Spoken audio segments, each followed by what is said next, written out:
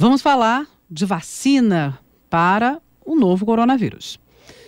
Todos sabemos, né? São necessários vários anos de pesquisas, ensaios clínicos, testes de segurança para desenvolver uma vacina. E não é diferente com o novo coronavírus. Neste momento, exatamente agências de regulação, governos, pesquisadores, indústria farmacêutica, estão todos trabalhando juntos para criar essa vacina em tempo recorde. Agora a gente vai falar um pouquinho de tecnologia de vacina. A gente vai escolher um especialista para explicar um pouquinho o que é vacina com base em DNA, ou mRNA, por exemplo. Proteína recombinante de vírus. A gente vai entender essas linhas de pesquisa. Nós convidamos o professor Dr. Helder Nakaya, que é da Faculdade de Ciências Farmacêuticas da USP, ele é membro da plataforma científica Pasteur USP e integrante da Comissão de Ensino da Sociedade Brasileira de Imunologia. Professor Helder, bom dia. Bom dia, Roxane. Bom dia, ouvintes da Rádio USP. Muito obrigada por conversar com a gente mais uma vez. Professor, a gente tem várias dúvidas sobre essa questão da vacina. Primeira pergunta de todas, quer dizer, já temos a vacina para o novo coronavírus ou estamos num caminho muito próximo para isso? Bom, a gente não tem uma vacina ainda, mas estamos rumando a uma vacina. Só que, como você mesmo falou, não é algo tão simples de liberar no mercado, né? A primeira e mais importante dos assuntos é a segurança. Então, o que está acontecendo agora é que as vacinas estão sendo desenvolvidas e já vão começar os primeiros ensaios em humanos para ver a segurança delas. E aí depois entra uma nova fase, que é a fase de você testar a imunogenicidade dela, ou seja, será que elas induzem anticorpos, será que induzem uma resposta imunológica que possa proteger contra a infecção? E aí depois vem a terceira fase, que é a que demora mais, que é para você ver a proteção mesmo da doença, né? Uhum. Contra a doença. Então, o que acontece é que vamos levar pelo menos 1 ano e meio, 2 anos para isso estar no mercado e saiba que isso é um recorde, na verdade. É algo que seria muito, muito rápido. Muito rápido. Eles têm usado, eles que eu me refiro, são os pesquisadores, os estudiosos, usado algumas informações da SARS, por exemplo, da outra doença, não é? Em que medida isso serve para o caso do coronavírus? É só para o tratamento, já quando a infecção está instalada no corpo, ou pode servir também nesse caminho para fazer uma vacina? Bom, com certeza o que a gente sabia sobre os outros coronavírus, o SARS, o MERS, ajudaram no desenvolvimento dessa vacina. Então eles já sabem mais ou menos quais são as proteínas que pegam na superfície do vírus, quais são as proteínas que o vírus usa para entrar nas células. Então, por exemplo, quando você quer desenvolver um fármaco contra o vírus, você usa desse mecanismo, obviamente já sendo estudado para essa nova cepa do SARS-CoV-2. E para vacina a mesma coisa. Então, eles já partiram de algumas proteínas que são imunogênicas e usam ela, obviamente, da cepa correta para criar essa vacina. A questão é que a maioria das tecnologias ainda não informam exatamente qual é a sequência de nucleotídeos que é usada para a vacina. Uhum. Bom, pesquisadores do mundo todo estão nessa corrida, inclusive os pesquisadores aqui do Brasil, para determinar o genoma, a sequência do DNA desse vírus, né, que foi conquistado em 48 horas. Isso foi uma conquista incrível do Brasil. O Brasil está, digamos aí, nessa corrida que é mundial. O que está sendo feito agora aqui no Brasil nesse momento? Então vamos entrar no detalhe, que tipo de vacina, com qual tecnologia? Eu citei, por exemplo, DNA, mRNA, proteína recombinante. Explica pra gente, professor Helder, o que são essas tecnologias? Bom, a vacina, o que ela faz? Ela tenta preparar o sistema imunológico a responder contra uma subsequente infecção, certo? Então ela parte Existem vários tipos de vacinas. Uma é você usar o patógeno atenuado, né? O vírus atenuado que faz com que haja uma infecção, e aí o corpo aprende, obviamente uma infecção atenuada, a lutar contra o patógeno.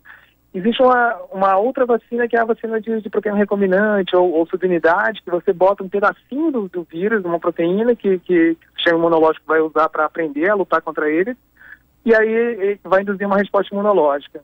Então, uma vacina atenuada, ela tende a ser mais imunogênica, mas ela geralmente é mais reatogênica, ou seja, causa mais efeitos adversos. Uma vacina de subunidade, uma vacina com vírus inativado, ela tende a ser menos imunogênica, mas muito mais segura, porque não há nenhuma infecção lá. E aí existem as vacinas de DNA ou de mRNA, que na verdade o que essas vacinas fazem é introduzir o pedaço da sequência de nucleotídeos do vírus, que vai fazer com que as células humanas produzam essa proteína, apresentem essas proteínas para as células de defesa, e aí o sistema imunológico vai aprender a lutar contra esse vírus.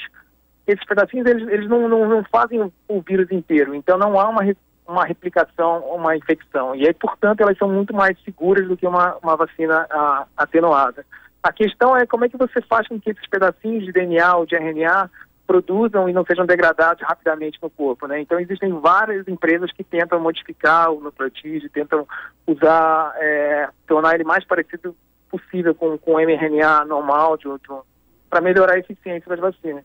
Entendi. Professor Helder, quem está fazendo isso, né? Eu li uma matéria sobre a Moderna, é uma dessas empresas que trabalha com essa tecnologia de mRNA. Acho que é essa que vai fazer o primeiro teste, nos Estados Unidos. Existem várias outras. Existem a Moderna e a CureVac, que estão fazendo vacinas de mRNA contra esse novo coronavírus. Uhum. Existe a Inovio, que está fazendo uma vacina baseada em DNA para esse novo coronavírus.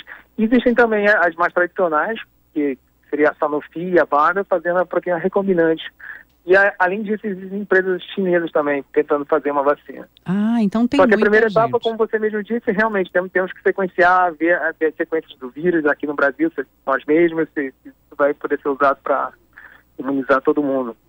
Aqui no Brasil a gente está tentando fazer, ou são pesquisadores brasileiros que estão nessas empresas ou em outros países ajudando nesse caminho? No meu conhecimento, eu não sei se os brasileiros aqui estão fazendo. O que eu sei é que, por exemplo, nesse momento, na Universidade de São Paulo, um dos maiores especialistas em vacinas de mRNA da Universidade da Pensilvânia, o Alberto Pazzi, está aqui justamente treinando pessoas a estudar e desenvolver essas próprias vacinas de mRNA. Então, no ICB, nessas exatas semanas, está rolando um curso e vai ter uma palestra na sexta-feira com esses especialistas.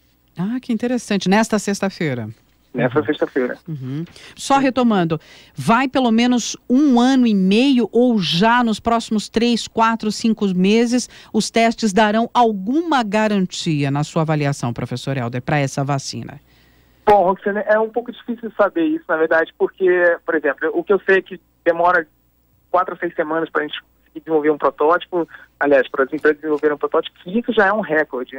Aí depois demora 3 a 4 meses para você fazer a fase 1, para você ver se em humanos essa vacina é segura. Aí demora vários meses para você testar depois a imunogenicidade dessas vacinas. É difícil também estimar se ela vai poder ser testada no campo, porque, por exemplo, com a vacina de ebola, quando a vacina de ebola ficou pronta, eu trabalho também com o teste da vacina de ebola. Quando a gente começou a entrar a fase 3, que era imunizar um monte de gente lá, foi quando justamente a epidemia acabou da ebola. Então foi difícil a gente avaliar se a vacina realmente protegia ou se ela não protegia, porque não tinha mais casos. Então é difícil até saber se depois que essa vacina chegar no mercado, se ainda vai haver uma pandemia, ou se as pessoas que foram infectadas nessa leva vão se tornar já protegidas, então vai ser difícil até avaliar se a vacina realmente vai funcionar. Mas eu acredito que, num tempo recorde, uma vacina vai ser liberada. Com certeza, duvido que ainda seja em poucos meses. Entendo. E o que o senhor está dizendo, a gente não sabe quanto tempo ainda, até onde vai esse pico dessa epidemia que Exatamente. Já é global. É uma epidemia global ou uma pandemia, isso a Organização Mundial de Saúde pode ou não determinar, mas a gente não sabe. China parece que já chegou no pico de número de casos e agora começa a diminuir. Na China, que foi o epicentro, né? Bom, eu acho que existe uma grande chance de tornar uma pandemia. Obviamente que todos os governos estão trabalhando junto para evitar que sobrecarregue os sistemas de saúde do mundo inteiro, né? Mas uma parcela da população mundial vai se infectar e aí essa parcela vai ficar imunologicamente protegida subsequente infecção, né? Mas é difícil estimar agora como isso vai arrumar. Isso aí eu acho que quem tem que responder são os epidemiologistas aqui do Brasil que estão trabalhando com essas simulações. E ainda tem muitas dúvidas, muitas perguntas não respondidas, né? Exatamente. Vamos lembrar que essa epidemia estourou em dezembro, no final do ano passado, na China. Bom, nós vamos continuar acompanhando e qualquer novidade, professor Helder, estamos aqui à disposição para apresentar para o nosso ouvinte. Eu conversei com o professor Helder Nakaya, que é da Faculdade de Ciências Farmacêuticas da USP, membro da plataforma científica Pasteur USP e integrante da Comissão de Ensino da Sociedade Brasileira de Imunologia. Muito obrigada pelos esclarecimentos. Muito obrigado, Luciano.